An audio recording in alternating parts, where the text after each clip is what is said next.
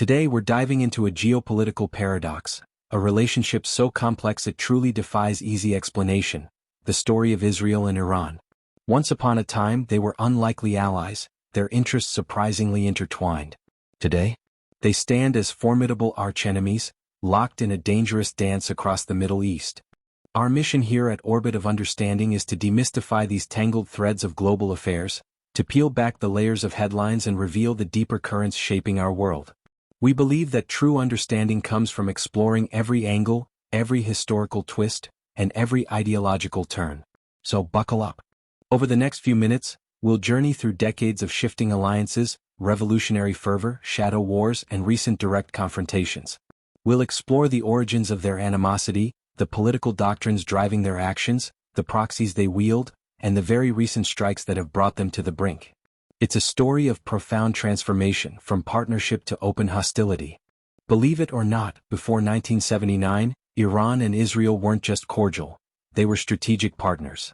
Iran, under the Pahlavi dynasty, actually became the second Muslim-majority country to officially recognize Israel in 1950, just 2 years after its founding.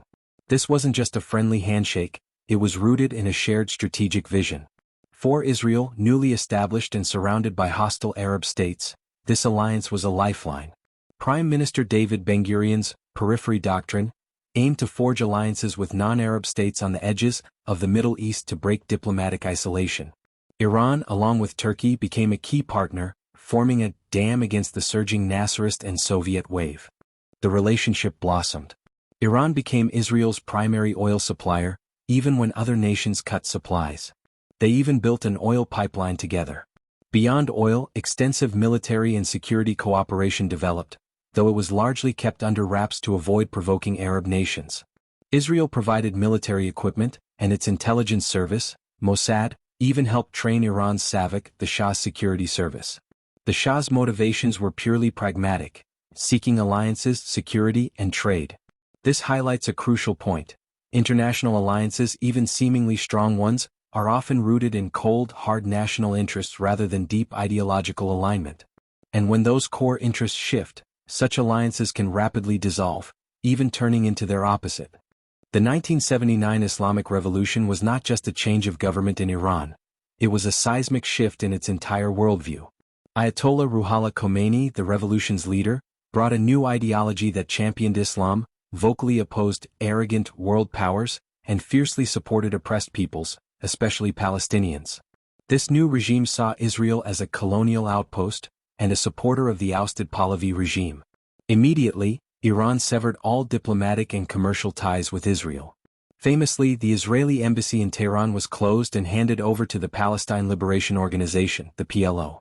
Under Khomeini's regime, the United States became the Great Satan, and Israel, its regional ally, was branded the Little Satan.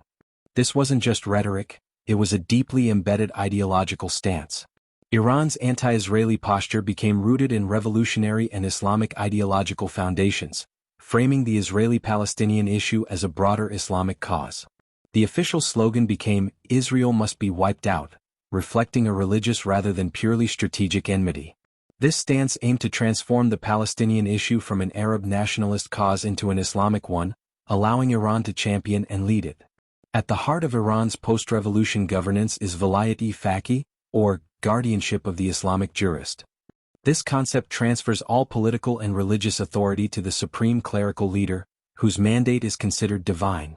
This theological framework directly legitimizes Iran's uncompromising stance against Israel's existence, viewing it as a religious obligation to confront the Zionist entity. This means Iran's foreign policy towards Israel is not merely a strategic calculation, but an integral part of its revolutionary and religious identity, making any reconciliation extremely difficult without a fundamental shift in its theocratic foundations. Since the 1980s, the conflict largely played out in the shadows, a Cold War, or shadow war fought through proxies.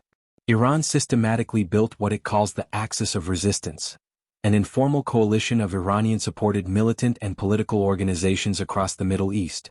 This network includes the powerful Lebanese Hezbollah, Palestinian groups like Hamas and Palestinian Islamic Jihad, the Houthi movement in Yemen, and various Shiite militias in Iraq and formerly Syria. Their primary goal is to counter U.S. and Israeli interests, target Israel, and compel Israel to defend on multiple fronts simultaneously, reducing its focus on Iran's nuclear capabilities. Hezbollah, formed in 1982 to fight Israel's invasion of Lebanon, is the network's most prominent and powerful member, often described as a state within a state. Iran has also backed Hamas, though their relationship has seen fluctuations. In Yemen, Iran supplies weapons to the Houthi movement, enabling them to launch missile attacks towards Israeli territory and disrupt Red Sea shipping. While proxies offer deniability, they also create constant low-level friction that carries the inherent risk of miscalculation and escalation. The shadow war is not truly cold, it is a simmering conflict that can rapidly boil over. Israel's response has been a multi-pronged containment strategy. This includes high-profile assassinations of Iranian nuclear scientists and military leaders, and sophisticated cyber attacks. The Stuxnet computer virus, widely believed to be a joint U.S.-Israeli creation, famously disrupted Iranian centrifuges in 2010. A series of sabotage attacks on nuclear facilities and assassinations continued into the 2020s. Israel has also conducted numerous airstrikes, particularly in Syria, to halt the flow of Iranian weapons to Hezbollah and target Iranian assets. Iran's nuclear program, which insists it's peaceful, became a primary target of international scrutiny. Iran has enriched uranium to near weapons-grade levels, raising alarms. Israel, widely believed to possess nuclear weapons itself, views a nuclear-armed Iran as an existential threat. This nuclear program is deeply intertwined with Iran's regional axis of resistance strategy. A nuclear capability provides a strategic umbrella for its proxies. Conversely, Israel's actions against the nuclear program are often designed to weaken Iran's regional network. International sanctions imposed by the UN, US, and EU aim to compel Iran to suspend uranium enrichment. These have severely impacted Iran's economy, limiting foreign trade and access to financial systems. Despite economic pressure, Iran's leaders have largely not altered their nuclear agenda, developing a resistance economy, and increasing business with non-sanctioning nations like China and Russia, and using black markets.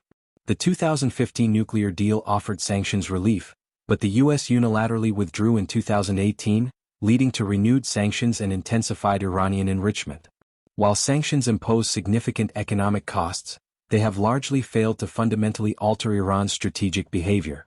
The long-simmering shadow war erupted into direct confrontation in 2024, largely triggered by the October 7, 2023 Hamas attack on Israel and the subsequent Gaza war. This conflict drew in Iran's allies, leading to a series of retaliatory strikes that crippled parts of Iran's regional network. The shift to direct strikes suggests an erosion of traditional deterrence. Both sides appear to have crossed previously unbreached red lines, indicating a higher risk tolerance.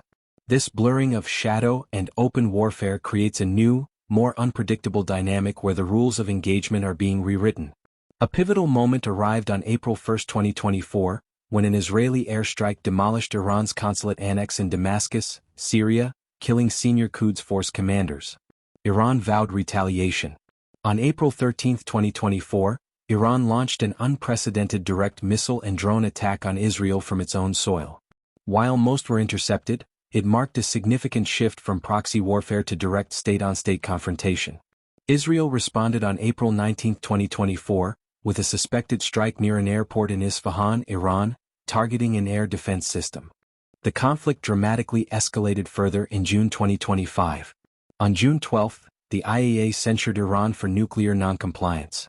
The very next day, June 13, Israel launched a large-scale, blistering attack on Iran's nuclear and military infrastructure, sparking what is now described as a war between the countries.